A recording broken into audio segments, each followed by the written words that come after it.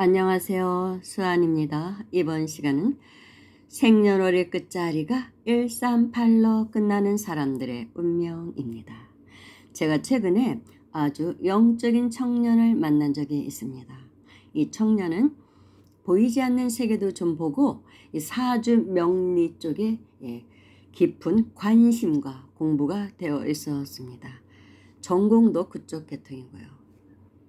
그런데 이 청년이 대뜸 저에게 혹시 보살님 생일이 138로 끝나지 않습니까? 라고 묻더라고요. 뭔가 느낌이 있었나 봐요. 그래서 제가 맞는데 나 1로 끝나는데 했더니 이 청년이 하는 말이 생년월일 끝자리가 1이나 3이나 8로 끝나는 사람들은 한 집안의 업을 짊어져야 할 사람들입니다. 한 집안의 업을 짊어지고 태어난 사람들입니다. 그래서 이런 사람들은 그 일을 하지 않으면 한 집안의 업을 짊어지지 않으면 즉 그 업을 소멸시키기 위해서는 수행을 해야 되는 것이죠. 수행자의 삶을 살아야 되는 사람들이에요. 꼭 정식 그런 성직자로 출가하지 않더라도 목사나 신부님이 되지 않더라도 그냥 세속에서 살더라도 열심히 수행정진하고 공덕을 지어서 그 집안의 업을 소멸해야 될 사람들이라는 것입니다. 근데 저한테는 너무나 정확한 말이에요. 정확한 얘기입니다. 그리고 저하고 한 집 사는 토반도 팔자로 끝납니다. 그러니 우리 두 사람이 얼마나 갓난 신고가 많았겠습니까? 이런 사람들은 그러니까 그 집안을 제도하러 온 그런 사주라고도 볼 수 있죠. 그래서 보살행을 하지 않으면 집안도 안 풀리고 나도 풀리지를 않습니다. 본인이 갖고 있는 재주나 그 총명함 그런 거하고 상관없이 일이 잘 안 풀려요. 저는 확연히 제가 그걸 느끼니까요. 이 삶을 살지 않으면 안 되는 거예요. 집안도 엉망이 되어버립니다.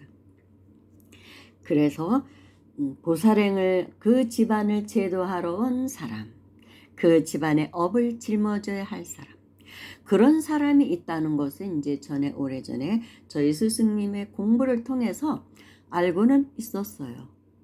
사람들하고 대화를 하다 보면 그거는 알아챌 수 있습니다.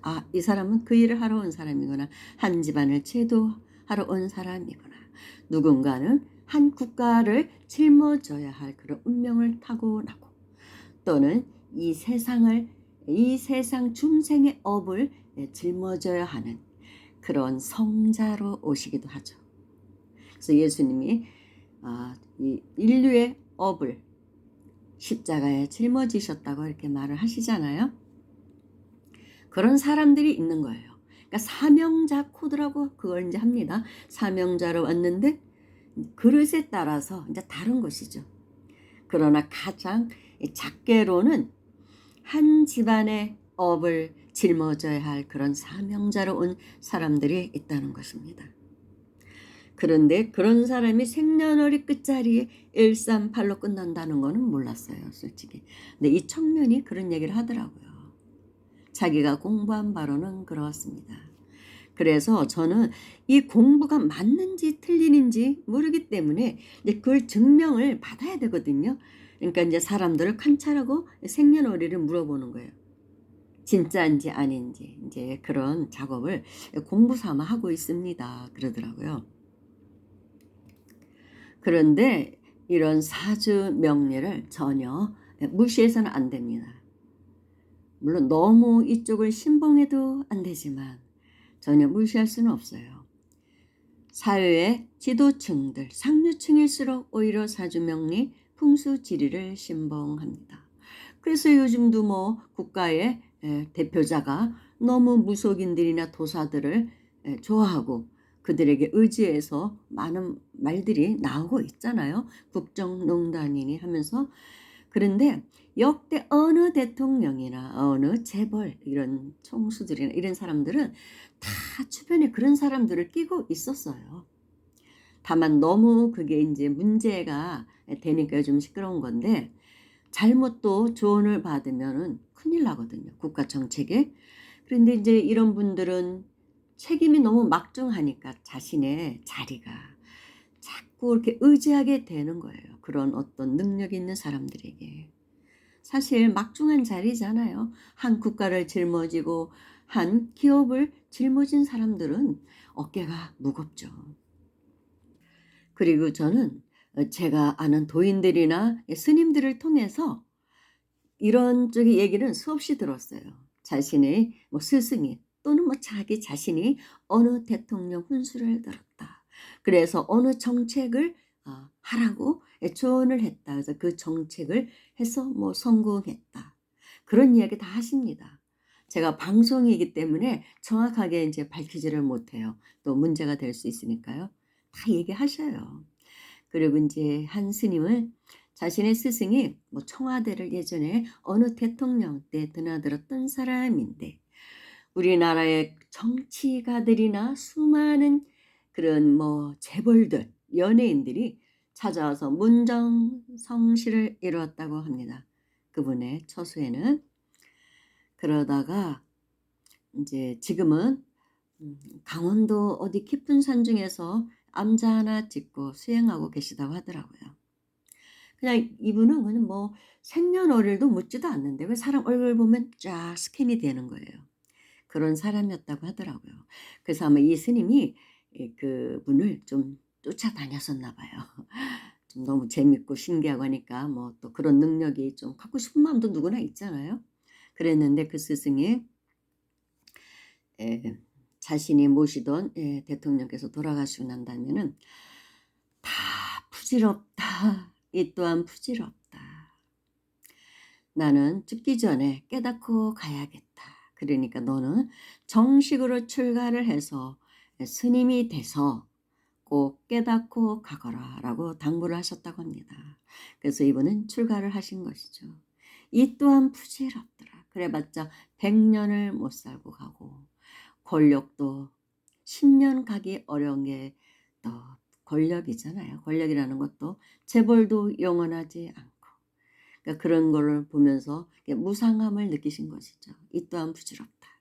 사나이 대장부로 태어났으면 깨닫고 가는 것이 최고다.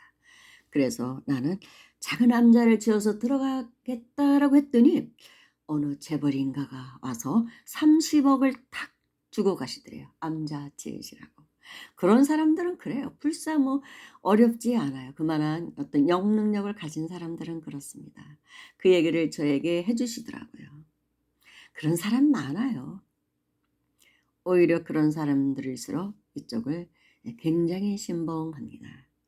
그러니까 제 방송을 들으시는 분들 중에 138로 끝나는 사람들은 본인이 적어도 그 집안의 업을 짊어지고 온 사람이라는 것을 아십시오. 그러니까 사실은 또 그 집안에 갚아야 할 빚이 있어서 그 집안에 태어난 거예요. 그냥 주어지는 것 또한 아닙니다. 다 모든 것이 인연법에 의해서 그렇게 연결되는 것이거든요. 근데 오늘 썸네일의 그림이 부처님이 뒤에 한 집안을 이렇게 집을 짊어지고 있죠. 너무나 적합한 그림이라 제가 썸네일의 바탕으로 사용했습니다. 이 그림은 어느 사찰의 달력의 그림이에요. 그렇기 때문에 저작권에 적용되지는 않습니다. 달력 그림인데 제가 사진을 탁탁탁 찍어 왔거든요. 그래서 사용하고 있는 것이죠. 너무 좀 그럴싸하죠? 아주 즐거운 마음으로 그 집안을 짊어지고 계시는 부처님. 우리 모두는 부처니까. 그리고 그 집안을 짊어지니까 햇살이 다 비치고 있습니다. 그 일을 해야 되는 사람들은 해야 집안도 안정되고 풀리고 나도 풀리고 안정됩니다. 그러지 않으면 삶이 너무 고달퍼요. 그 일을 안 하면 다음 생에 또 해야 돼요. 그러니까 이번 생에 그냥 즐거운 마음으로 그 역할을 하시기를 바랍니다. 본인의 업입니다. 그 또한. 그리고 전생 서원일 수도 있고요. 그렇게 서원을 세우고 올 수도 있습니다. 그 그릇의 원력의 그릇에 맞게끔 주어지는 것입니다. 역할이. 원력이 어마어마하게 큰 사람들은 한 나라나 한 세상, 한 지구, 한 행성의 업을 짊어지겠죠. 그 짊어지고 제도하려고 하실 것입니다. 그러나 작게는 한 집안마다 다 이런 사람이 있다는 것입니다. 저는 뭐 100% 인정. 제가 그 역할을 해야 될 사람이라는 것을 알기 때문이죠. 여기까지 하겠습니다. 감사합니다.